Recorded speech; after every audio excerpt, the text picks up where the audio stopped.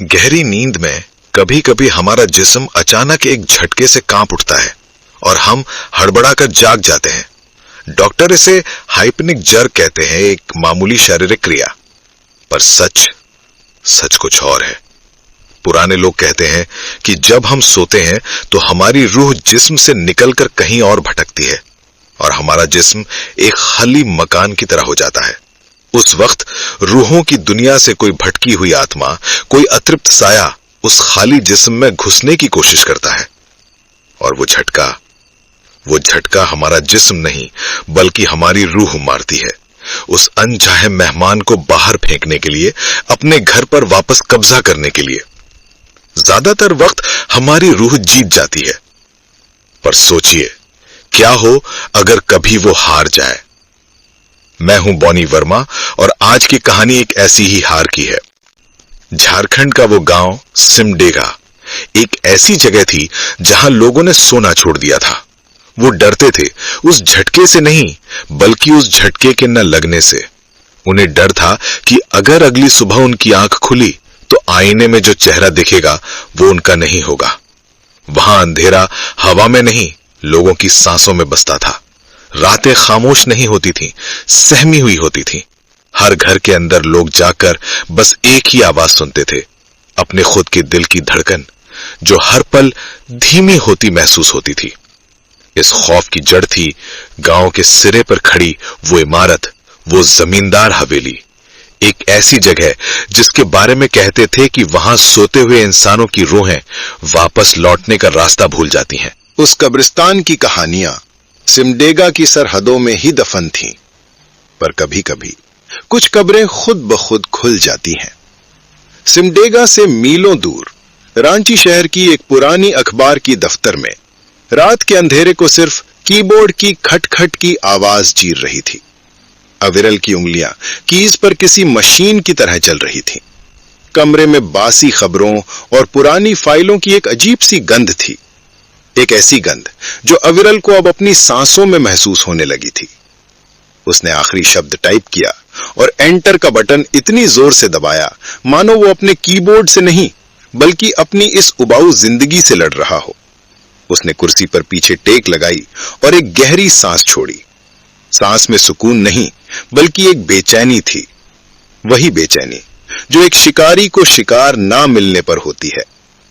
तभी केबिन के दरवाजे पर एक परछाई उभरी। अशोक जी, उसके एडिटर। उनकी आंखों के नीचे गहरे गड्ढे थे और हाथ में चाय का एक कप कांप रहा था। उन्होंने अविरल को देखा, वैसे ही जैसे कोई एक खतरनाक आवारा जानवर को देखता है। अशोक जी ने धीरे से कहा, खत्म हो गया काम? अविरल ने कोई जवाब नहीं दिया, बस स्क्रीन की तरफ घूरता रहा। उसकी खामोशी में ही उसका जवाब था। अशोक जी ने एक पुरानी धूल भरी फाइल मेज पर रखी। उसके कागज पीले पड़ चुके थे, कोनों से मुड़ चुके थे। उन्होंने कहा, एक खबर है, बहुत पुरानी, 3 साल से इस दराज में बंद है, कोई हाथ लगाने को तैयार नहीं। उस धूल भरी फाइल को देखते ही अविरल की आंखों में एक अजीब सी चमक आई, वो चमक जो बुझती हुई आग में एक चिंगारी पड़ने से पैदा होती है। वो कुर्सी पर सीधा होकर बैठ गया। अशोक जी ने उसकी आंखों में देख लिया था, वो शिकारी की चमक पहचानते थे। उन्होंने चेतावनी देने की कोशिश की, अविरल, ये कोई आम गांव या शहर की कहानी नहीं है, ये जगह, ये सिमडेगा ठीक नहीं है। अविरल के होठों पर एक हल्की सी मुस्कान तैर गई। उसने कुछ कहा नहीं, बस अपना हाथ बढ़ाया और उस फाइल को अपनी ओर खींच लिया। जैसे ही उसकी उंगलियों ने पीले पड़ चुके कागज को छुआ, उसे एक हल्की सी सिहरन महसूस हुई, मानो उस फाइल में सिर्फ अक्षर नहीं, किसी की ठंडी खौफजदा सांसें कैद हों। उसने फाइल का पहला पन्ना खोला। सबसे ऊपर मोटे अक्षरों में बस एक ही शब्द लिखा था, सिमडेगा। अविरल की नजरें उस एक शब्द पर जमी हुई थी, सिमडेगा। ये सिर्फ स्याही से लिखा एक नाम नहीं था, ये एक दावत थी, अंधेरिये की दावत। उसने फाइल का अगला पन्ना पलटा। पुराने पीले पड़ चुके अखबार की एक कतरन। खबर की सुर्खी धुंधली हो चुकी थी, पर शब्द अभी भी पढ़े जा सकते थे। जमींदार हवेली के बाहर फिर मिली 4 लाशें, मौत की वजह अज्ञात। एक पन्ना, फिर दूसरा। हर पन्ने पर खौफ की एक नई परत थी। कुछ धुंधली काले और सफेद तस्वीरों में हवेली का खंडहर था जो किसी जानवर के टूटे हुए जबड़े जैसा लग रहा था। कुछ तस्वीरों में चबूतरे पर पड़ी लाशें थीं। लाशों के चेहरे साफ नहीं थे, पर जितना भी दिख रहा था उन चेहरों पर डर नहीं, एक अजीब सी हैरत थी, मानो उन्होंने मौत को आते हुए नहीं बल्कि किसी ऐसी चीज को देखा था जिस पर यकीन करना नामुमकिन हो। अविरल पढ़ता गया और दफ्तर की खामोशी और भी गहरी होती गई। कीबोर्ड की खटखट अब बंद थी, सिर्फ पुराने कागजों के पलटने की धीमी सरसराती आवाज आ रही थी। उसे महसूस हुआ कि कमरे का तापमान गिर गया है, या शायद ये ठंड उसके अंदर उन पन्नों से उतर रही थी। अशोक जी अभी भी दरवाजे पर खड़े थे, खामोश। वो जानते थे कि उन्होंने क्या किया है। उन्होंने एक भूखे शिकारी के सामने मांस का एक टुकड़ा फेंक दिया था। तभी एक और आवाज ने खामोशी को तोड़ा। गौरव, दफ्तर का दूसरा रिपोर्टर। वो अंदर आया और जम्हाई लेते हुए बोला, अविरल यार, घर नहीं चलना क्या? रात के 2 बज रहे हैं। उसकी नजर मेज पर पड़ी फाइल पर गई और फिर अविरल के चेहरे पर। अविरल का चेहरा उस वक्त कंप्यूटर की रोशनी में किसी पत्थर की मूर्ति जैसा लग रहा था, भावहीन, पर उसकी आंखों में एक जुनून था, एक खतरनाक जुनून। गौरव पास आया और जैसे ही उसने फाइल में पड़ी एक तस्वीर देखी, वो 2 कदम पीछे हट गया। उसकी आवाज में घबराहट घुल गई। ये तो सिमडेगा वाला केस है, भाई से बंद कर दे। कहते हैं जो भी इस खबर के पीछे गया। उसने अपनी बात पूरी नहीं की, पर उसकी आंखों का डर बाकी की कहानी कह रहा था। अविरल ने उसकी तरफ नहीं देखा, उसकी नजर अभी भी फाइल पर ही थी। उसने बस एक शब्द कहा, एक ऐसा शब्द जिसने गौरव के पैरों के नीचे से जमीन खींच ली। उसने कहा, जाएंगे। उस जाएंगे शब्द में एक फैसला नहीं, एक जुनून था, और गौरव जानता था कि अविरल के जुनून के आगे किसी की नहीं चलती, मौत की भी नहीं। 2 दिन बाद अविरल की पुरानी जीप रांची की जगमगाती सड़कों को पीछे छोड़ एक अंधेरे सुनसान हाईवे पर दौड़ रही थी। जीप के अंदर एक अजीब सी खामोशी थी, एक ऐसी खामोशी जिसे सिर्फ इंजन की एक रस घरघराहट और गौरव की तेज चलती सांसें तोड़ रही थी।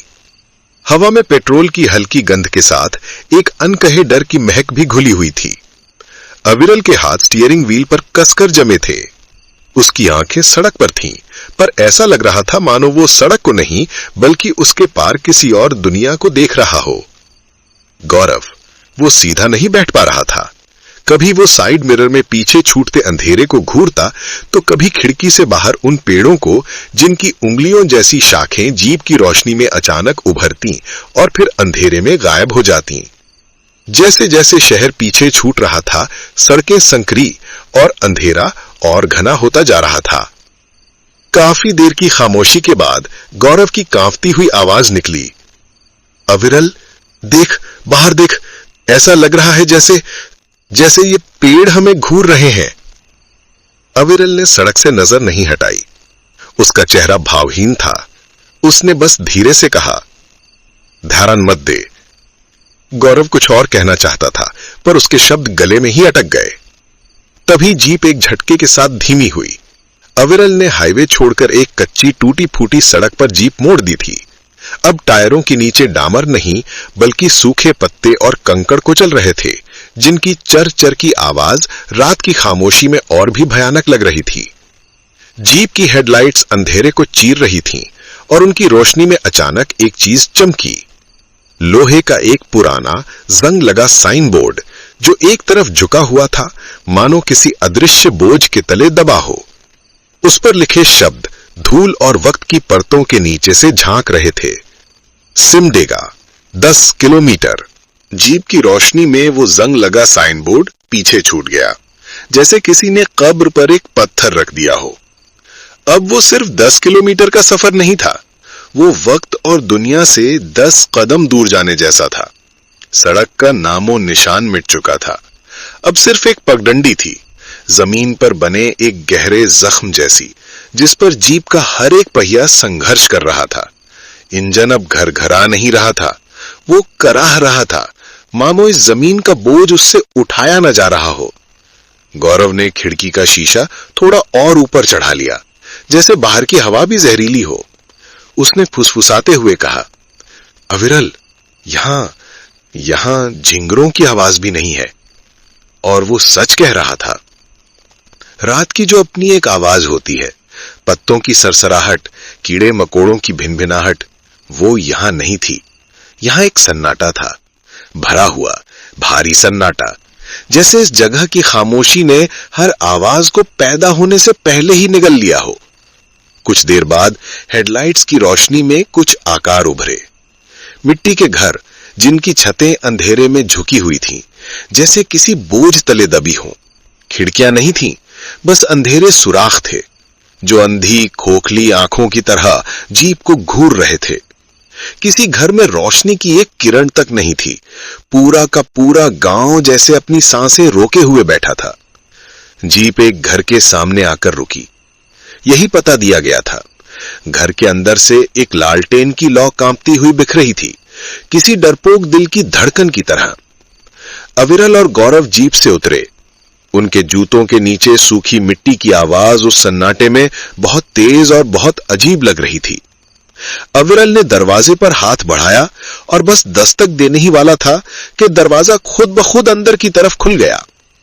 अंदर एक आदमी खड़ा था, जिसकी उम्र उसके चेहरे की झुर्रियों से नहीं, बल्कि उसकी आंखों के डर से पता चल रही थी। वो अमित था। उसने फुसफुसाते हुए तेजी से कहा, तुम लोग आ गए, अंदर आओ जल्दी, दरवाजा खुला मत छोड़ो। उसने दोनों को लगभग खींचकर अंदर किया और दरवाजा बंद करके लकड़ी की एक मोटी सिटकनी चढ़ा दी। खट की उस एक आवाज ने उन्हें बाकी दुनिया से अलग कर दिया था। खट की उस आवाज के बाद कमरा जैसे एक कब्र में बदल गया। खामोशी इतनी गहरी थी कि तीनों को अपने अपने दिलों के धड़कने की आवाजें साफ सुनाई दे रही थीं। लालटेन की कांपती हुई लौ दीवारों पर अजीब अजीब सी परछाइयां बना रही थी, जो हर पल अपना आकार बदल रही थीं, जैसे वो अंधेरे में सांस ले रहे हों। गौरव ने अपना बैग कसकर पकड़ लिया और कमरे के एक कोने में दीवार से सटकर बैठ गया, मानो वो खुद को जितना हो सके उतना छोटा बना लेना चाहता हो। पर अविरल, वो खड़ा रहा, शांत। उसकी नजरें कमरे का जायजा ले रही थीं। मिट्टी की दीवारें, एक कोने में रखी पुरानी चारपाई और खिड़कियां, जिन्हें सिर्फ पर्दे से नहीं बल्कि पुराने कपड़ों को ठूस ठूस कर बंद किया गया था, जैसे कोई हवा और रोशनी को नहीं बल्कि किसी और ही चीज को बाहर रखना चाहता हो। अमित उन दोनों की तरफ पीठ करके खड़ा था। फिर वो धीरे से पलटा। उसका आधा चेहरा लालटेन की रोशनी में और आधा अंधेरे में था। उसकी आंखों में सवाल नहीं, फटकार थी। उसने फुसफुसाते हुए कहा, क्यों आए हो तुम लोग यहां? क्या शहर में मरने की जगह कम पड़ गई थी? अविरल की आवाज साफ थी, पर उस खामोशी में वो किसी पत्थर की तरह लगी। हम कहानी ढूंढने आए हैं अमित जी, सिमडेगा की कहानी। ये सुनकर अमित के मुंह से एक अजीब सी आवाज निकली, जो हंसी और सिसकी के बीच में कहीं अटकी हुई थी। कहानी? यहां कोई कहानी नहीं बची साहब। यहां सिर्फ एक लंबा, बहुत लंबा इंतजार बचा है सुबह होने का। वो एक कदम आगे आया। उसकी आंखों में अब एक अजीब सी रहम की भावना थी। दो बातें ध्यान से सुन लो अगर जिंदा रहना चाहते हो। पहली, सूरज ढलने के बाद और उगने से पहले यह दरवाजा नहीं खुलेगा, चाहे बाहर तुम्हें किसी के रोने की आवाज आए या कोई तुम्हारा ही नाम लेकर मदद के लिए पुकारे। वो एक पल के लिए रुका, जैसे अगली बात कहने के लिए हिम्मत जुटा रहा हो। वो अविरल की ओर करीब आया और उसकी आवाज एक सरगोशी में बदल गई। और दूसरी बात जो उससे भी ज्यादा जरूरी है, आज रात तुम लोग सोओगे नहीं। अमित के आखिरी शब्द कमरे की हवा में किसी जहर की तरह घुल गए। गौरव के मुंह से एक दबी हुई आह निकली। उसका चेहरा सफेद पड़ चुका था, जैसे किसी ने उसके जिस्म से सारा खून खींच लिया हो। उसने अविरल की तरफ देखा। उसकी आंखों में सिर्फ एक ही सवाल था, हम यहां से जिंदा कैसे निकलेंगे? पर अविरल शांत था, खतरनाक रूप से शांत। उसने अपनी भेदती हुई नजरों से अमित को देखा और बस एक सवाल पूछा, क्यों? क्या होता है सोने से? अमित ने एक लंबी कांपती हुई सांस ली। उसने जवाब नहीं दिया, बस अपनी उंगली से अपनी खुद की लाल सूजी हुई आंखों की तरफ इशारा किया, मानो कह रहा हो, मैं कई रातों से नहीं सोया हूं और इसकी वजह जानने की हिम्मत तुम में नहीं है। फिर वो फुसफुसाया, जो सो जाता है वो सुबह उठता तो है, पर वो नहीं रहता। इसके बाद कमरे में एक ऐसी खामोशी छा गई जो किसी चीख से भी ज्यादा डरावनी थी। कोई और सवाल नहीं पूछा गया, कोई और जवाब नहीं दिया गया। तीनों ने उस छोटी सी कोठरी में अपनी अपनी जगह ले ली। अमित दरवाजे के पास पीठ टिकाकर बैठ गया, जैसे रात भर उस पर पहरा देने वाला हो। गौरव उसी कोने में अपने घुटनों में सिर छिपाए हुए, और अविरल वो चारपाई पर बैठ गया, सीधा, सतर्क, एक शिकारी की तरह जो खुद शिकार होने का इंतजार कर रहा हो। वक्त घिसट घिसट कर आगे बढ़ने लगा। 1 घंटा गुजर गया, फिर एक और। लालटेन की लौ अब और भी ज्यादा कांप रही थी, और परछाइयां अब दीवारों पर नाच नहीं रही थी, वे रेंग रही थी। कोठरी में ठंड बढ़ गई थी, जो लकड़ी के दरवाजे या मिट्टी की दीवारों से नहीं, बल्कि जमीन के नीचे से आती महसूस हो रही थी। और तभी बाहर से एक आवाज आई। पहले तो बहुत हल्की थी, जैसे हवा की सरसराहट, पर फिर वो और साफ हुई। किसी बच्चे के सिसकने की आवाज थी। एक छोटा बच्चा जो रात के अंधेरे में इस वीरान गांव में रो रहा था। गौरव ने एकदम से अपना सिर उठाया। अमित ने अपनी आंखें जोर से भींच ली और अपने कान हाथों से ढक लिए। वो किसी मंत्र की तरह बुदबुदा रहा था, मत सुनना, मत सुनना, ये झूठ है। पर वो आवाज वो और करीब आ रही थी। सिसकियां अब और साफ थीं और दर्दनाक। ऐसा लग रहा था जैसे वो बच्चा ठीक उनके दरवाजे के बाहर खड़ा होकर रो रहा हो। वो सिसकियां इतनी करीब थीं, इतनी साफ थीं कि गौरव को उस अनदेखे बच्चे की हर कांपती हुई सांस महसूस हो रही थी। ऐसा लग रहा था मानो दरवाजे के उस पार कोई दिल नहीं, बल्कि सिर्फ डर धड़क रहा हो। फिर एक और आवाज आई। दरवाजे पर हल्के हल्के नाखूनों से खरोंचने की आवाज, जैसे कोई छोटा सा जानवर अपनी पूरी ताकत से अंदर आने की कोशिश कर रहा हो। उस आवाज ने गौरव के अंदर कुछ तोड़ दिया। उसने अपने मुंह पर हाथ रख लिया ताकि उसकी चीख न निकल जाए, और फिर अचानक रोना बंद हो गया। एकदम खामोशी। वो खामोशी रोने से भी ज्यादा भयानक थी। तीनों ने अपनी सांसें रोक लीं, और उस खामोशी को चीरते हुए एक पतली मासूम सी आवाज आई। एक ऐसी आवाज जो किसी फरिश्ते की लग रही थी। गौरव भैया। कमरे में हवा जम सी गई। गौरव की आंखें फैल गईं। उसके चेहरे पर खून की एक बूंद भी नहीं बची। ये नाम, इस वीरान जगह पर, इस बंद कोठरी से मीलों दूर, उसका नाम कौन जानता था? आवाज फिर आई, इस बार और भी ज्यादा बेचारगी के साथ। दरवाजा खोलो भैया, बाहर बहुत अंधेरा है, मुझे डर लग रहा है। बस गौरव टूट गया। उसके अंदर का सारा डर, सारा सब्र एक पल में पिघल गया। वो एकदम से खड़ा हो गया। उसकी आंखों में आंसू थे। ये एक बच्चा है, एक छोटा बच्चा। हम उसे ऐसे बाहर नहीं छोड़ सकते। अमित चीख पड़ा, पर उसकी आवाज फुसफुसाहट में ही दब गई। नहीं, पागल मत बन, ये वो नहीं है जो तू सोच रहा है, ये एक फंदा है। पर गौरव अब कुछ सुनने की हालत में नहीं था। वो दरवाजे की सिटकनी की तरफ लपका। मुझे खोलने दो, मैं उसे अंदर लेकर आता हूं। जैसे ही उसने सिटकनी पर हाथ रखा, एक और हाथ ने उसके हाथ को कसकर पकड़ लिया। वो हाथ अविरल का था। अविरल कब अपनी जगह से उठा किसी को पता नहीं चला। उसका चेहरा शांत था, पर उसकी आंखें पत्थर की तरह सख्त थी।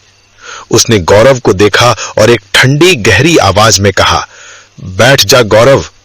उसकी आवाज में हुक्म नहीं, एक चेतावनी थी। एक ऐसी चेतावनी जो बाहर रो रहे उस बच्चे से ज्यादा खौफनाक थी। अविरल की आवाज में वजन था, पहाड़ जैसा। एक ऐसा वजन जिसके नीचे गौरव की बची खुची हिम्मत दबकर रह गई। उसने पलटना छोड़ दिया, दरवाजे से लड़ना छोड़ दिया। अविरल का हाथ अभी भी उसके हाथ पर था, ठंडा और सख्त, जैसे लोहे का शिकंजा। गौरव की आंखों से आंसू बहने लगे, और वो वहीं दरवाजे के सहारे जमीन पर बैठता चला गया। उसका पूरा जिस्म कांप रहा था। अविरल ने अपना हाथ हटा लिया। उसने गौरव की तरफ एक नजर भी नहीं देखा। उसकी आंखें अभी भी उस लकड़ी के दरवाजे पर गड़ी थीं। वो सुन रहा था, इंतजार कर रहा था। बाहर अब कोई आवाज नहीं आ रही थी। वो मासूम रोना, वो दिल दुखाने वाली सिसकियां सब बंद हो चुकी थीं। कमरे में बस गौरव के धीरे धीरे सुबकने की आवाज थी। फिर दरवाजे के ठीक दूसरी तरफ से एक फुसफुसाहट उभरी। वो बच्चे की आवाज नहीं थी, वो मासूम नहीं थी। वो ठंडी थी, सूखी, और उसमें सदियों पुरानी नफरत घुली हुई थी। आवाज ने कहा, तो आज बच गया ये। और फिर वो फुसफुसाहट एक हंसी में बदल गई। वो हंसी नहीं थी, वो एक वहशत थी, ऊंची, पतली और तेज, जैसे कांच के हजारों टुकड़े एक साथ टूटकर बिखर रहे हों। एक ऐसी हंसी जो कानों में नहीं, सीधे दिमाग के अंदर चुभ रही थी। अमित ने डर के मारे अपनी आंखें इतनी जोर से भींच ली थीं कि उसके चेहरे की नसें उभर आई थीं। गौरव ने अपने दोनों हाथ कानों पर रख लिए थे, पर वो आवाज, वो हड्डियों के पार जाकर रूह तक पहुंच रही थी। वो हंसी धीरे धीरे दूर जाने लगी, जैसे वो शैतानी साया खेल खत्म करके वापस जा रहा हो। और फिर पहले से भी ज्यादा गहरा और भयानक सन्नाटा छा गया।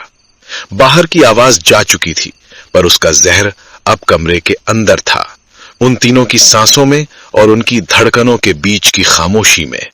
अब खामोशी सिर्फ आवाज की कमी नहीं थी, वो एक मौजूदगी थी, एक ठंडी, भारी मौजूदगी जो उस हंसी के जाने के बाद पीछे रह गई थी।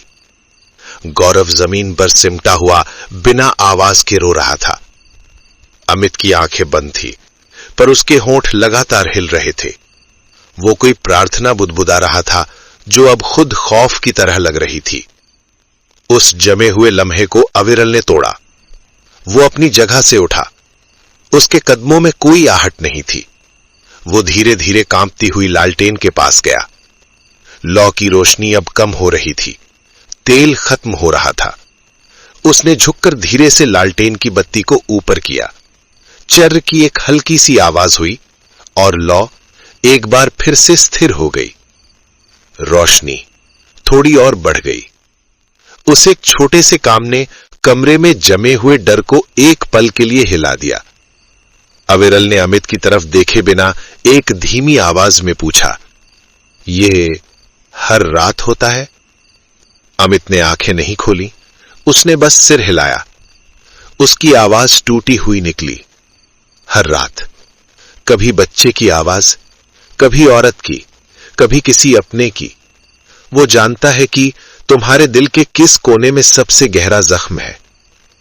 इसके बाद रात और भी लंबी हो गई। घड़ियां जैसे रुक गई थीं। वक्त अब मिनटों या घंटों में नहीं, बल्कि लालटेन की लौ के हर कंपन और दरवाजे के बाहर हवा की हर सरसराहट में नापा जा रहा था। गौरव बार बार उठता, कोने में रखे मिट्टी के घड़े से अपनी हथेलियों में पानी लेता और आंखों पर जोर जोर से छींटे मारता। नींद अब सिर्फ एक जरूरत नहीं, एक दुश्मन थी जो पलकों पर भारी होकर हमला कर रही थी। अमित एकटक दरवाजे की सिटकनी को घूर रहा था, जैसे उसे डर हो कि वो खुद ब खुद खुल जाएगी। और अविरल, वो बस जागता रहा, शांत, स्थिर, मानो वो खुद पत्थर का बन गया हो। फिर खिड़की में ठूसे हुए कपड़ों के एक सुराख से रोशनी की एक पतली सी लकीर अंदर आई।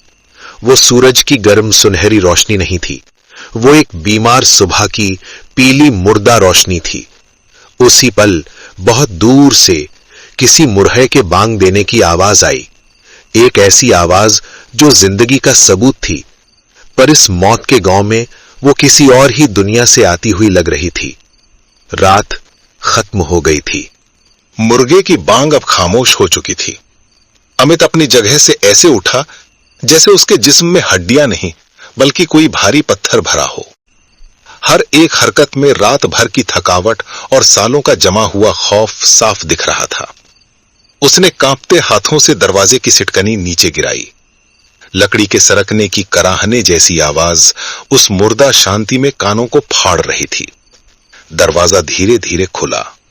बाहर सुबह नहीं, एक उदासी फैली हुई थी, एक सफेद गीला कोहरा जो जमीन से उठकर घरों की दीवारों से लिपटा हुआ था।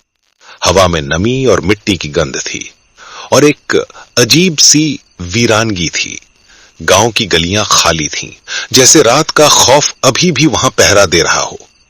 तीनों एक एक करके बाहर निकले। रात भर के अंधेरे के बाद सुबह की पीली रोशनी भी आंखों में चुभ रही थी। गौरव का चेहरा आंसुओं से सूख कर पपड़ा गया था। अमित की आंखें किसी गहरे कुएं की तरह खाली थीं। सिर्फ अविरल था जिसकी आंखों में थकावट के साथ साथ एक आग भी थी।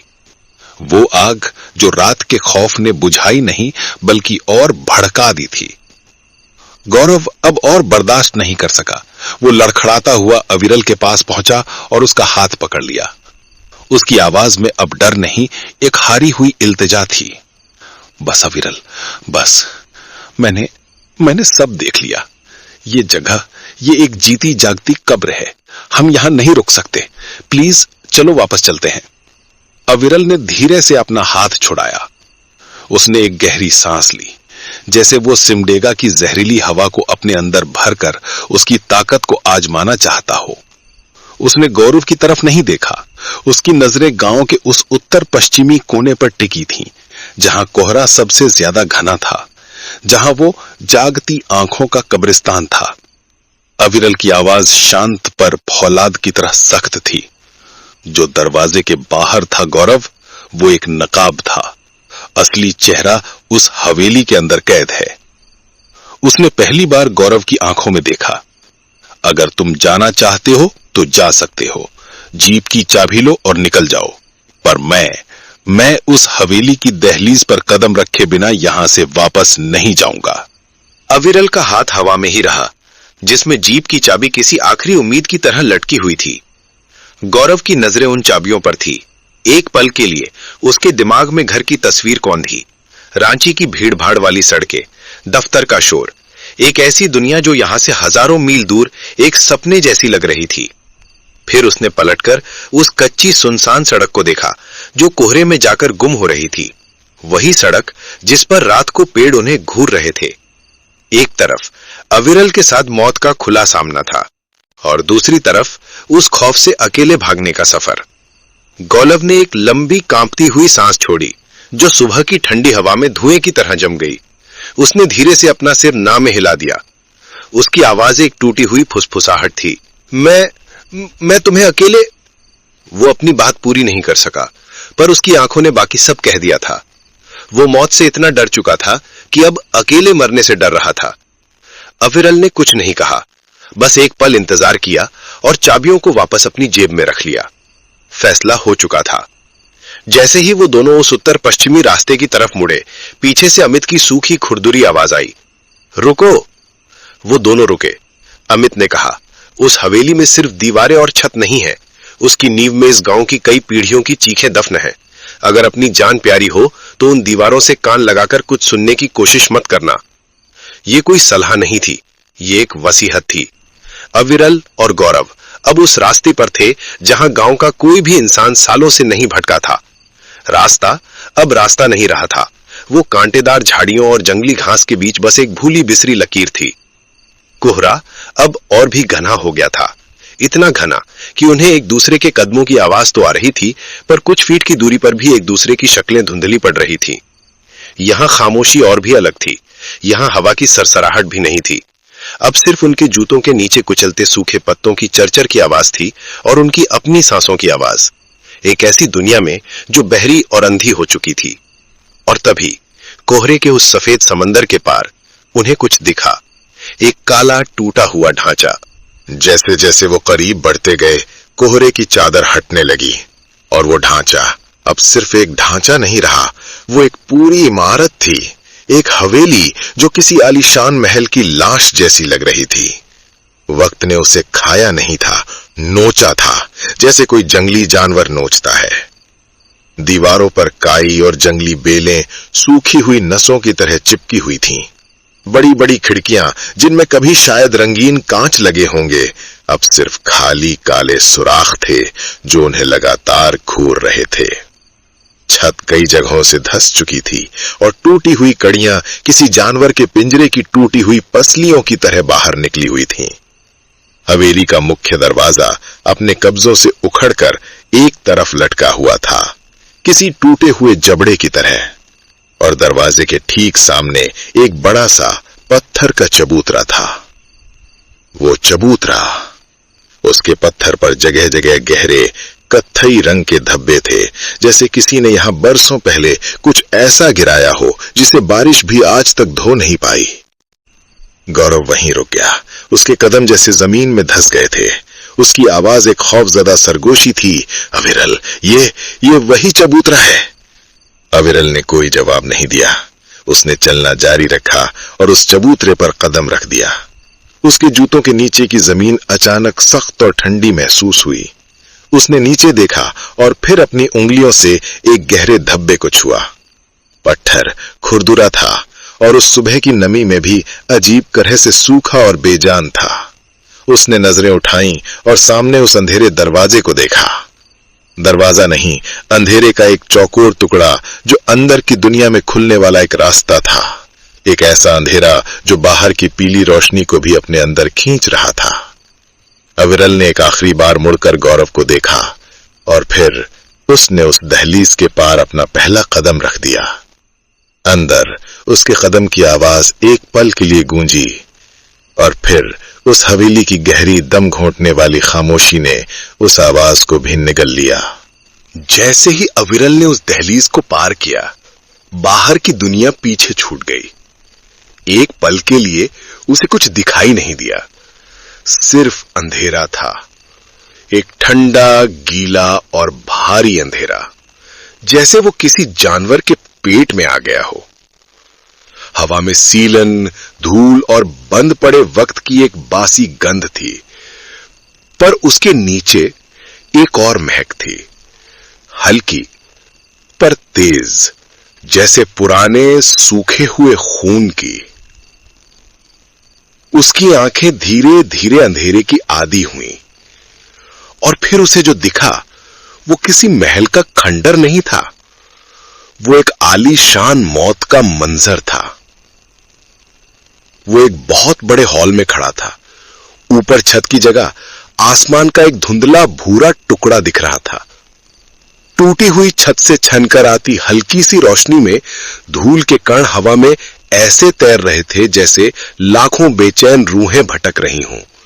सामने एक बड़ी सी सीढ़ी थी जो टूटकर बीच में ही गिरी पड़ी थी, किसी विशाल जानवर की टूटी हुई रीढ़ की हड्डी की तरह।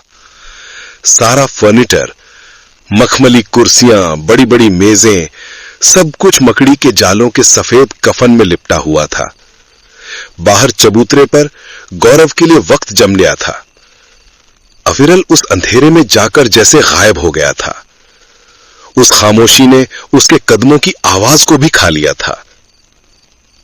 गौरव की हिम्मत जवाब दे रही थी। इस वीरान जगह पर, उस खूनी चबूतरे पर अकेले खड़े रहने का ख्याल हवेली के अंधेरे से ज्यादा भयानक था। उसने कांपती हुई आवाज में पुकारा, अविरल। अंदर से कोई जवाब नहीं आया। बस यही काफी था।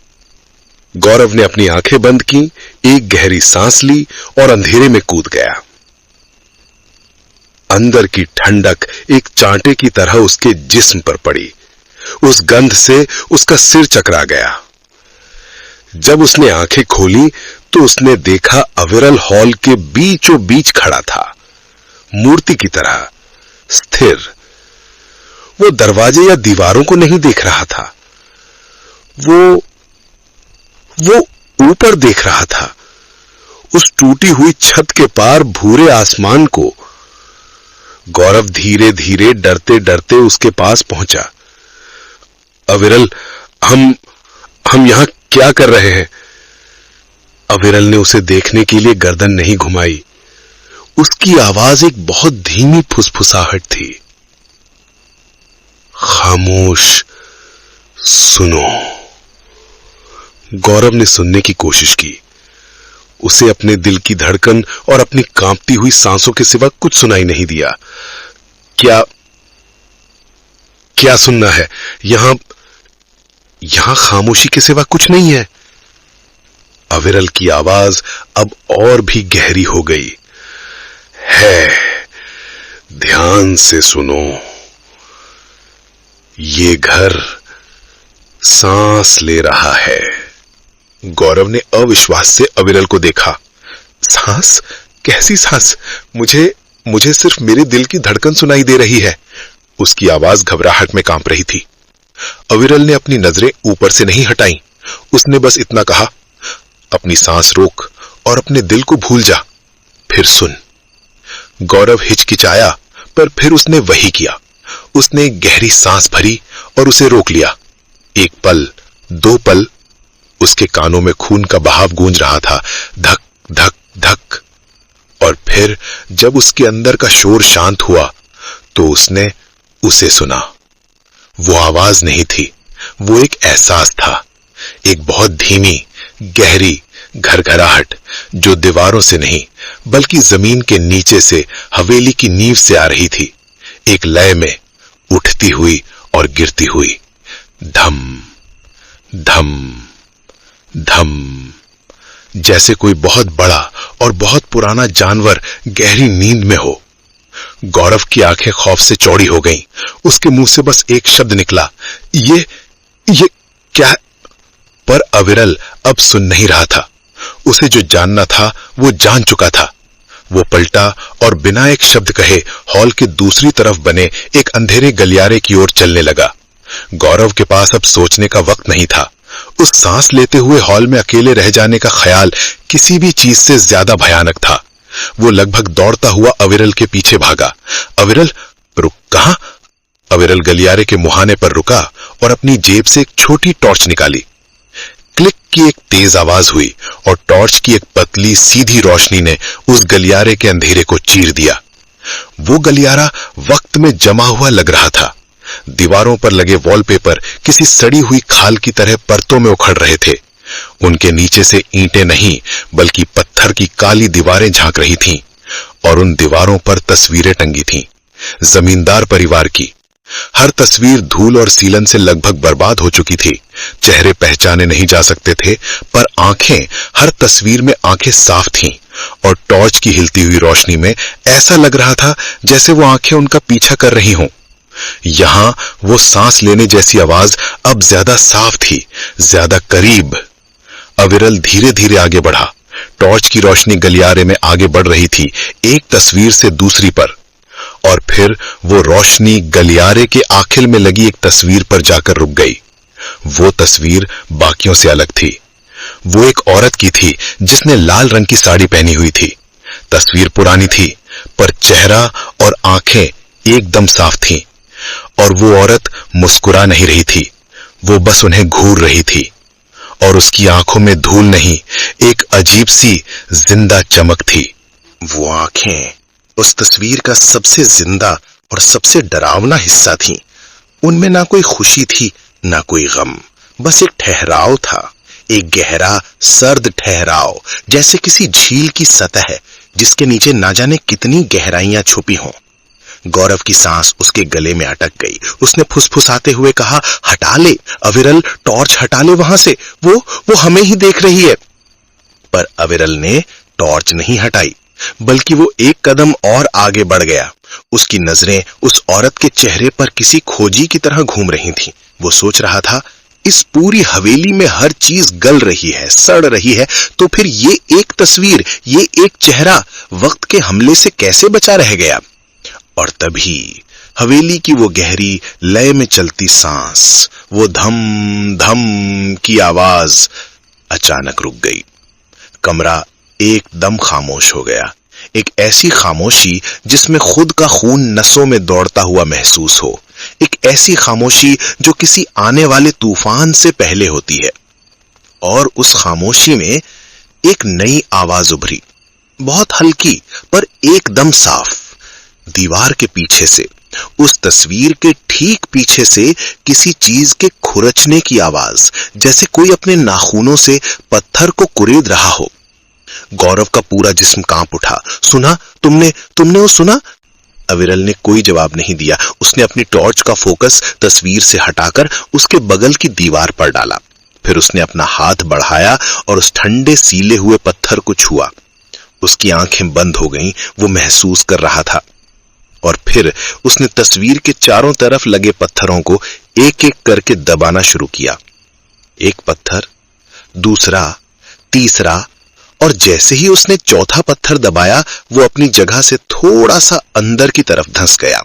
एक भारी घिसटने की आवाज के साथ वो तस्वीर दीवार के अंदर सरकने लगी और अपने पीछे एक और भी गहरे मुंह फाड़े अंधेरे को छोड़ गई। जैसे ही तस्वीर दीवार में पूरी तरह समाई, उस खाली रास्ते से हवा नहीं, एक सड़ी हुई ठंडी सांस बाहर निकली। एक ऐसी गंध जो बंद कब्रों से आती है, गीली मिट्टी और किसी पुरानी भूली हुई मौत की गंध। गौरव ने अपनी नाक पर हाथ रख लिया। उस गंध से उसकी आंखों में पानी आ गया और उस सांस के साथ वापस आई वो आवाज, धम धम। पर अब वो दूर नहीं थी, वो एक एहसास नहीं थी, वो साफ थी और बहुत करीब। वो ठीक नीचे थी, गहरी और जिंदा। गौरव 2 कदम पीछे हट गया, अपना सिर जोर जोर से हिलाते हुए। नहीं अविरल, नहीं, वो जो भी है वो वहीं नीचे है। मैं उस अंधेरे में नहीं जाऊंगा। अविरल ने उसकी बात पर ध्यान नहीं दिया। उसने अपनी टॉर्च उस रास्ते के अंदर डाली। रोशनी ने दिखाया कि वो कोई कमरा नहीं था, वो पत्थर की बनी एक घुमावदार सीढ़ी थी जो किसी अंधेरे गहरे कुएं में उतर रही थी। सीढ़ियों की दीवारों से पानी रिस रहा था और उन पर हरी चिपचिपी काई जमी हुई थी। अविरल ने गौरव की तरफ देखे बिना कहा, इसी आवाज ने हमें यहां तक बुलाया है गौरव। सारे जवाब वहीं नीचे हैं। और वो नीचे उतरने के लिए मुड़ा, पर जैसे ही उसने अपना पहला कदम बढ़ाने की कोशिश की, एक और घिसटने की आवाज ने उन्हें चौंका दिया। इस बार आवाज आगे से नहीं, पीछे से आई थी। वो दोनों एक साथ पलटे। दीवार में खुला वो रास्ता, वो तस्वीर अपने आप धीरे धीरे वापस बंद हो रही थी। गौरव की चीख निकल गई, अविरल, रास्ता ये बंद हो रहा है। अब सोचने का वक्त नहीं था। बाहर की दुनिया से कटने का खौफ नीचे के अंधेरे के खौफ से बड़ा था। अविरल ने एक पल में फैसला किया। उसने गौरव का हाथ कसकर पकड़ा और उसे खींचते हुए चिल्लाया, अंदर। वो दोनों उस अंधेरे सुराख में लगभग कूद पड़े और पत्थर की फिसलने वाली सीढ़ियों पर लड़खड़ा कर गिरे। ठीक उसी पल जब पत्थर की वो भारी सिल्ली अपनी जगह पर वापस आकर बैठ गई, एक खटाक की तेज और आखिरी आवाज आई और फिर अंधेरा। ऐसा अंधेरा जिसमें टॉर्च की रोशनी भी एक पल के लिए कांप जाए। वो अब जांच करने वाले नहीं रहे थे, वो फंस चुके थे। एक पल के लिए अंधेरे में सिर्फ गौरव की तेज घबराई हुई सांसों की आवाज थी। वो फंस चुके थे। यह एहसास हवा की कमी से भी ज्यादा दम घोंटने वाला था। फिर क्लिक की एक आवाज हुई और अविरल की टॉर्च की रोशनी ने अंधेरे पर एक कमजोर सा हमला किया। रोशनी में गौरव का चेहरा दिखा, पसीने से तर और खौफ से पत्थर बना हुआ। वो वहीं सीढ़ियों पर बैठा था जहां वो गिरा था। अविरल उसकी तरफ झुका। उसकी आवाज में अब कोई भावना नहीं बची थी, सिर्फ एक मकसद बचा था। उठ गौरव, अब पीछे कोई दरवाजा नहीं है, सिर्फ एक ही रास्ता है, नीचे। और नीचे सिर्फ अंधेरा था। वो उतरने लगे, एक एक कदम। हर कदम उन्हें दुनिया से और रोशनी से और भी दूर ले जा रहा था। हवा भारी और ठंडी थी और उसमें अब खून की गंध नहीं, गीली बासी मिट्टी की गंध थी। दीवारें इतनी फिसलन भरी थीं कि उन्हें सहारा देने की बजाय ऐसा लग रहा था मानो वो उन्हें नीचे की ओर ढकेल रही हों। और वो आवाज, थम ठम ठम थम। वो अब सिर्फ आवाज नहीं थी, वो एक धड़कन थी जो पत्थर की सीढ़ियों से होकर उनके पैरों में और उनके जिस्म की हड्डियों में महसूस हो रही थी, जैसे वो किसी जिंदा चीज की पसलियों पर चल रहे हों। गौरव अब कुछ नहीं बोल रहा था। वो बस एक मशीन की तरह टॉर्च की उस छोटी सी रोशनी के पीछे पीछे चल रहा था। उसका दिमाग सुन्न हो चुका था। न जाने कितनी देर चलने के बाद सीढ़ियां खत्म हो गईं। उनके पैर अब पत्थर पर नहीं, ठंडी नम मिट्टी पर थे। वो एक गुफा जैसी जगह में पहुंच गए थे। टॉर्च की रोशनी में दिखा कि यह जगह इंसानों के हाथ की बनी हुई नहीं लगती थी। दीवारें खुरदरी और प्राकृतिक थीं। जमीन पर गहरी लकीरें खिंची हुई थीं, जैसे यहां कुछ बहुत भारी बार बार घसीटा गया हो। और वो आवाज, वो अब उनके चारों तरफ थी, हवा में, दीवारों में, जमीन में, और वो अब ठीक सामने से आ रही थी, एक बड़े से चट्टानी मोड़ के पीछे से। वो अपनी मंजिल पर पहुंच चुके थे। जमीन अब सिर्फ कांप नहीं रही थी, वो धड़क रही थी। हर धड़कन के साथ गुफा की दीवारों से धूल और मिट्टी के कण झर रहे थे। अविरल ने एक हाथ उठाकर गौरव को रुकने का इशारा किया। उसकी अपनी सांसें भी अब तेज चल रही थीं। शिकारी अपनी मांद में पहुंच चुका था। उसने अपनी टॉर्च एक पल के लिए बंद कर दी। सामने चट्टानी मोड़ के पीछे से एक हल्की लाल रंग की रोशनी आ रही थी, जैसे अंधेरे में कोई जख्म रिस रहा हो। अविरल ने एक गहरी सांस ली और धीरे से मोड़ के पार झांका, और जो उसने देखा उसके लिए दुनिया की कोई भी कहानी, कोई भी खबर उसे तैयार नहीं कर सकती थी। वो एक गोल गुफा थी। बीचों बीच एक हवन कुंड था, जिसमें आग नहीं बल्कि लाल अंगारे दहक रहे थे। उन्हीं अंगारों की रोशनी में उसे वो दिखा।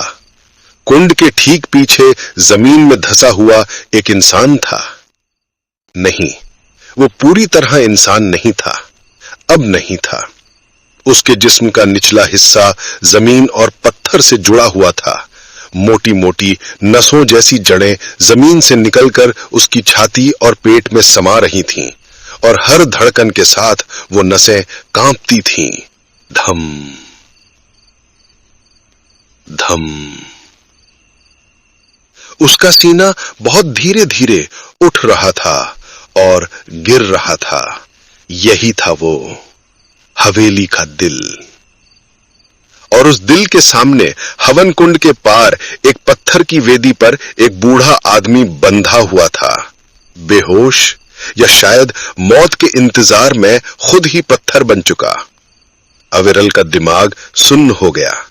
ये क्या वहशत थी? उसने अपनी टॉर्च उठाई और सीधा उस चीज पर डाल दी। तेज रोशनी पड़ते ही एक पल के लिए सब कुछ ठहर गया। हवेली की वो गहरी लय में चलती धड़कन, वो धम धम की आवाज अचानक रुक गई। एकदम मौत जैसी खामोशी, और उस खामोशी में जमीन में धंसे उस साधु की आंखें खुल गईं। उन आंखों में पुतलियां नहीं थीं, सिर्फ एक लाल दहकती हुई नफरत थी। उसका सिर एक बहुत ही गैर कुदरती तरीके से धीरे धीरे उस रोशनी की तरफ घूमा, और उसने अविरल को देख लिया। वक्त रुक गया था। उस गुफा में सिर्फ दो चीजें जिंदा थीं, अविरल की टॉर्च की कांपती हुई रोशनी और उस साधु की आंखों में दहकती हुई नफरत। गौरव, जो अविरल के पीछे खड़ा था, उसकी सांसें एक अटकी हुई सिसकी में बदल चुकी थीं। वो हिलना चाहता था, भागना चाहता था, पर उसके पैर जमीन में जड़ बन चुके थे। फिर गुफा में एक आवाज गूंजी, पर वो किसी गले से नहीं आई थी। वो जमीन से, पत्थरों से, दीवारों से एक साथ आ रही थी, जैसे पूरी हवेली ही बोल रही हो। एक भारी, घिसटती हुई, खरखराती हुई आवाज, कौन? एक सवाल जो हजारों साल पुराना लग रहा था, और इससे पहले कि अविरल जवाब देने के लिए मुंह खोलता, जमीन जिंदा हो गई। वो मोटी मोटी नसों जैसी जड़ें जो साधु के जिस्म में समा रही थीं, वो फड़फड़ाने लगीं और जमीन से बाहर निकलने लगीं। काले मोटे सांपों की तरह वो जमीन पर रेंगती हुई तेजी से उनकी तरफ बढ़ने लगीं। गौरव की जमी हुई हिम्मत एक पल में टूट गई। वो चीख मारकर पलटा और वापस सीढ़ियों की तरफ भागा, पर वो 2 कदम भी नहीं भाग पाया। एक जड़ बिजली की तेजी से आगे बढ़ी और उसके टखने से किसी फंदे की तरह लिपट गई। एक जोर का झटका लगा और गौरव मुंह के बल जमीन पर आ गिरा। अविरल! वो चीखा, पर उसकी चीख घुटी हुई निकली जब उस जड़ ने उसे जमीन पर घसीटना शुरू कर दिया, वापस उस हवन कुंड की तरफ। पर उस साधु का ध्यान सिर्फ गौरव पर नहीं था। उसकी दहकती हुई आंखें अभी भी अविरल पर थीं, पर उसका एक हाथ, जो अब किसी पेड़ की सूखी शाख जैसा लग रहा था, धीरे धीरे उठा और वेदी पर पड़े बूढ़े आदमी की तरफ बढ़ने लगा, जहां एक पुराना जंग लगा हुआ खंजर पड़ा था। अनुष्ठान पूरा होना था। अविरल का दिमाग बिजली की तेजी से दौड़ा। वो गौरव को घिसटते हुए देख रहा था, बूढ़े आदमी की तरफ बढ़ते हाथ को देख रहा था। वो जानता था कि उसके पास सिर्फ कुछ पल है। उसने झटके से अपने कंधे से बैल उतारा और कांपते हाथों से अपना कैमरा निकाला। एक ही मौका था, एक ही उम्मीद। अविरल ने कैमरा उठाया। अंधेरे को चीरती उसकी टॉर्च की रोशनी पर एक और रोशनी चमकने को तैयार थी। उसने बटन दबाया और उस अंधेरी कब्रगाह में एक पल के लिए सूरज चमक उठा। कैमरे के फ्लैश की तेज सफेद रोशनी और उसके साथ ही उस साधु के गले से निकली एक कान फाड़ देने वाली दर्दनाक चीख। एक पल के लिए गुफा में रात नहीं, दिन हो गया। फ्लैश की सफेद बेरहम रोशनी ने हर कोने, हर दरार, हर परछाई को मिटा दिया था। और उस साधु की चीख, वो पतली, तेज और दर्दनाक थी, जैसे कोई गर्म लोहे पर ठंडा पानी डाल दे। फिर रोशनी खत्म हो गई और अंधेरा पहले से भी ज्यादा ताकत के साथ वापस लौटा। पर अब उस अंधेरे में उनकी आंखों के सामने हजारों सफेद धब्बे नाच रहे थे और कानों में उस चीख की गूंज अभी तक जिंदा थी। उस एक पल ने उस साधु का ध्यान भटका दिया था। वो जमीन में धंसा हुआ जिस्म दर्द से छटपटा रहा था। उसकी आंखें जोर से बंद थीं और उसके शाख जैसे हाथ अपने चेहरे को ढकने की नाकाम कोशिश कर रहे थे। जमीन पर रेंगती हुई वो जड़ें एक पल के लिए बेजान हो गई और जिसने गौरव का पैर पकड़ रखा था, उसकी पकड़ ढीली पड़ गई। यही मौका था। अविरल, जिसकी आंखें भी चौंधिया गई थीं, उसने जोर से अपना सिर झटककर देखने की कोशिश की। उसने जमीन पर पड़े गौरव को देखा। वो भागा और गौरव को बाजू से पकड़कर खींचा। गौरव, उठ, मेरी आवाज सुन रहा है, उठ। गौरव अभी भी सदमे में था, पर अविरल के खींचने पर वो लड़खड़ाता हुआ खड़ा हो गया। सामने सीढ़ियों का अंधेरा रास्ता, उनकी आजादी का रास्ता साफ था। भाग, अविरल चिल्लाया। पर जैसे ही वो भागने के लिए मुड़े, अविरल की नजर वेदी पर पड़े उस बूढ़े आदमी पर पड़ी। उसकी आंखें अब खुली हुई थी और उन आंखों में दुनिया का सारा खौफ और जिंदा बच जाने की एक आखिरी बेबस उम्मीद थी। उसी पल साधु की चीख एक गहरे गुस्से से भरे गुर्राने में बदल गई और जमीन एक बार फिर से कांपने लगी। धम धम धम धम। वो धड़कन वापस आ गई थी, पहले से भी ज्यादा तेज, ज्यादा खतरनाक। अविरल ने एक पल में फैसला ले लिया। उसने गौरव को पूरी ताकत से सीढ़ियों की तरफ धक्का दिया। भाग गौरव, ऊपर की तरफ भाग, पीछे मत देखना। गौरव कुछ समझ नहीं पाया। वो लड़खड़ाता हुआ सीढ़ियों की तरफ भागा, पर अविरल उसके पीछे नहीं भागा। वो पलटा और सीधा उस वेदी की तरफ दौड़ा जहां वो पुराना खंजर पड़ा था। उसने खंजर उठाया और उस जागती हुई वहशत और उस बेबस बूढ़े आदमी के बीच में अकेला खड़ा हो गया। साधु का गुर्राना अब और भी गहरा हो गया। उसकी लाल आंखें अविरल पर ऐसे जमी थीं जैसे वो उसे वहीं जलाकर राख कर देंगी। अब उस साधु की नफरत का सिर्फ एक ही निशाना था, अविरल। और फिर जमीन फट पड़ी। एक नहीं, 10 नहीं, दर्जनों जड़ें काले रेंगते हुए अजगरों की तरह जमीन से बाहर निकली और सीधा अविरल की तरफ लपकीं। पर अविरल का ध्यान उन पर नहीं था। वो वेदी पर झुका और उस पुराने जंग लगे खंजर से बूढ़े आदमी की कलाइयों पर बंधी मोटी रस्सी को काटने लगा। खंजर पुराना था, धार कुंद पड़ चुकी थी और रस्सियां वो रस्सियां नहीं बल्कि सदियों की नफरत से जमी हुई लग रही थीं। एक जड़ उसके पैर से लिपटकर खिंची, पर उसने अपना संतुलन बनाए रखा। दूसरी उसकी कमर से लिपटने लगी। वो जानता था उसके पास वक्त नहीं है। उसने अपनी पूरी ताकत से रस्सी पर खंजर का आखिरी वार किया और बूढ़े आदमी का एक हाथ आजाद हो गया। पर अविरल के लिए अब बहुत देर हो चुकी थी। एक मोटी जड़ ने उसकी कमर को कसकर जकड़ लिया और उसे हवा में उठा लिया जैसे कोई खिलौना हो। खंजर उसके हाथ से छूटकर जमीन पर गिर गया। जड़ें उसे खींचकर सीधा उस साधु के सामने ले गई। साधु का शाख जैसा हाथ धीरे धीरे अविरल के गले की तरफ बढ़ने लगा। मौत अब सिर्फ कुछ इंच दूर थी और उसी पल छटपटाते हुए अविरल की नजर उस हवन कुंड पर पड़ी। वो दहकते हुए अंगारे, उसने महसूस किया कि सारी ताकत उस साधु में नहीं, उन अंगारों में थी। वो अनुष्ठान अभी भी जिंदा था। उसकी नजरें जमीन पर पड़े खंजर पर गईं। वो खंजर, वो उस अनुष्ठान का हिस्सा था। अविरल ने अपनी आखिरी बची हुई ताकत को समेटा। जड़ों की पकड़ में कसे हुए उसने अपने एक पैर से जोरदार ठोकर मारी ठीक उस खंजर पर। खंजर हवा में उछला और दहकते हुए अंगारों के बीच उस हवन कुंड में जा गिरा। एक पल के लिए कुछ नहीं हुआ, फिर हवन कुंड के लाल अंगारे एक तेज नीली रोशनी में भभक उठे। धम धम की वो आवाज लड़खड़ाई, टूटी और बंद हो गई। और साधु, उसने एक ऐसी चीख मारी जिसमें सिर्फ दर्द नहीं था, बल्कि किसी चीज के टूटने, बिखरने और हमेशा के लिए खत्म होने की आवाज थी। वो चीख उस गुफा की पथरीली दीवारों से टकराई और फिर खत्म हो गई। और उसके खत्म होते ही हवन कुंड में भभकती नीली रोशनी भी एक आखिरी बार कांपी और बुझ गई। अब गुफा में सिर्फ अविरल की टॉर्च की कमजोर रोशनी बची थी और उस रोशनी में वो देख सकता था साधु का वो वहशी जिस्म जो सदियों से पत्थर और मिट्टी का हिस्सा था, अब रेत की तरह झर रहा था। उसकी खाल सूखी पत्तियों की तरह टूटकर गिर रही थी। वो नस जैसी जड़ें जो जमीन से निकलकर उसके जिस्म में जा रही थीं, अब बेजान सूखी लकड़ियों में बदलकर चटक रही थीं। उसकी लाल दहकती आंखें बुझ चुकी थीं। अब वहां सिर्फ दो खाली अंधेरे गड्ढे थे। जो जड़ अविरल की कमर में लिपटी थी वो भी धूल बनकर बिखल गई और अविरल जमीन पर आ गिरा। उसी पल पूरी गुफा, पूरा तहखाना कांप उठा। एक गहरी घड़घड़ाने की आवाज गूंजने लगी। ऊपर से, नीचे से, हर तरफ से छत से धूल और छोटे छोटे पत्थर गिरने लगे। हवेली का दिल बंद हो चुका था और अब उसका जिस्म गिर रहा था।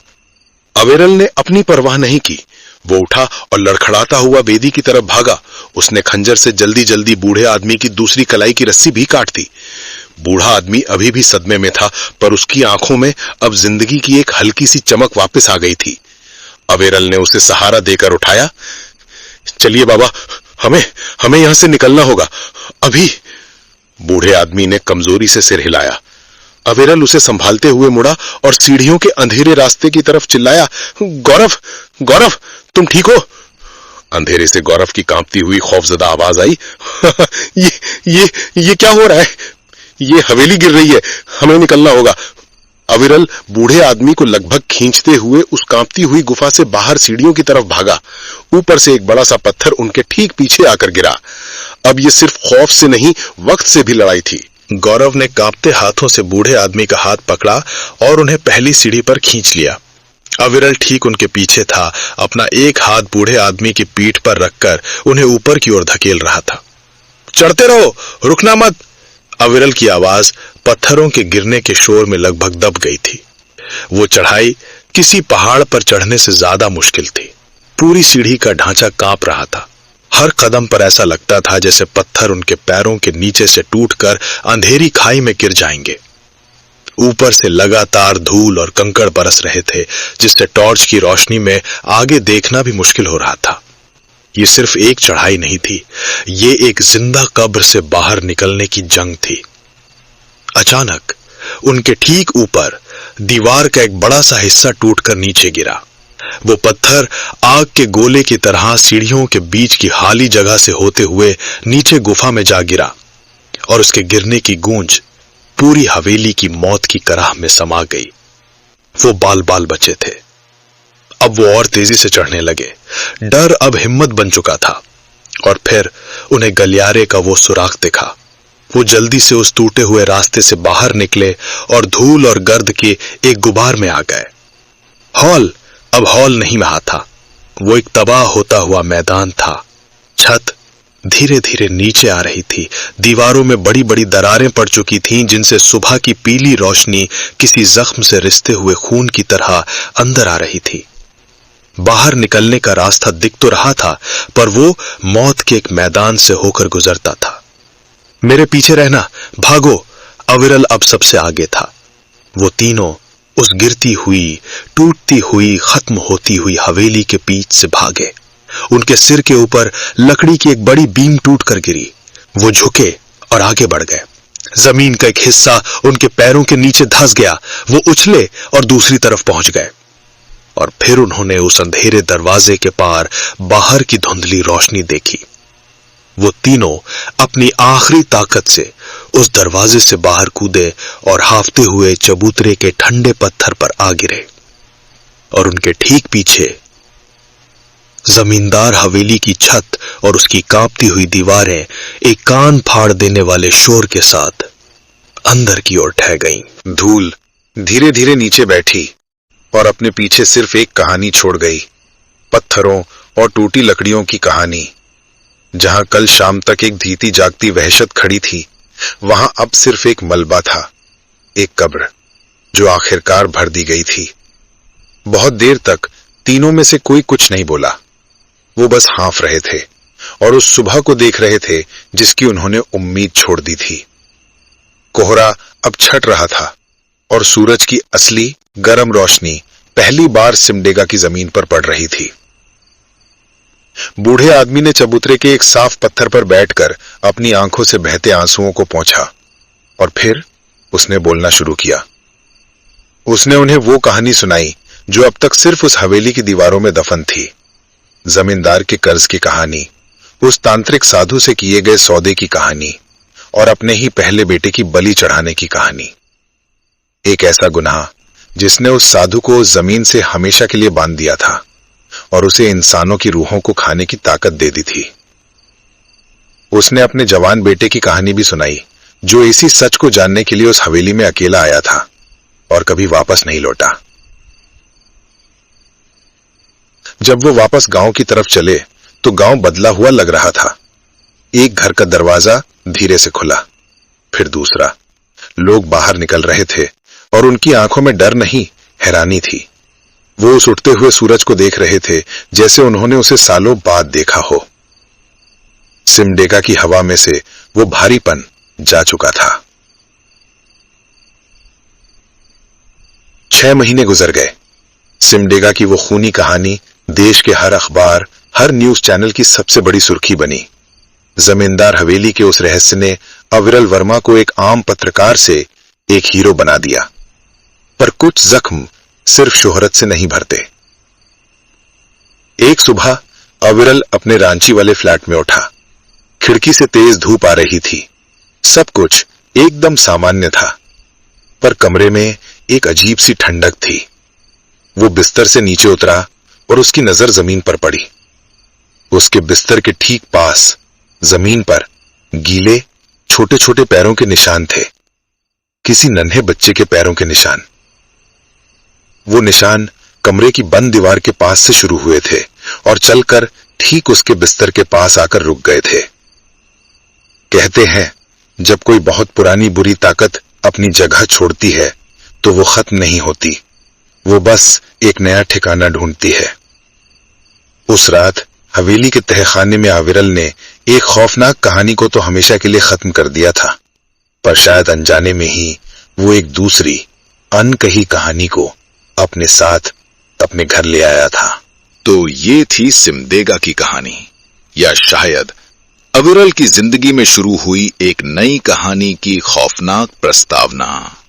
कुछ कहानियां सुनने के बाद खत्म नहीं होती, वो हमारे जहन में जिंदा रह जाती हैं। आपको आज की ये दास्तान कैसी लगी? कहानी का कौन सा पल आपको सबसे ज्यादा डरावना लगा, जब आपके रोंगटे खड़े हो गए? हमें नीचे कमेंट्स में जरूर बताइएगा। आपकी हर राय हमारे लिए जरूरी है।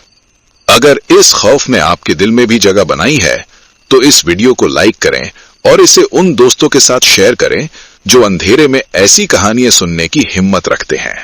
और हां, अगर आप चाहते हैं कि हर नई दास्तान की आहट आप तक सबसे पहले पहुंचे तो डरावनी दास्तान के चैनल को अभी सब्सक्राइब करें और वो घंटी वाला आइकन दबाना ना भूलें।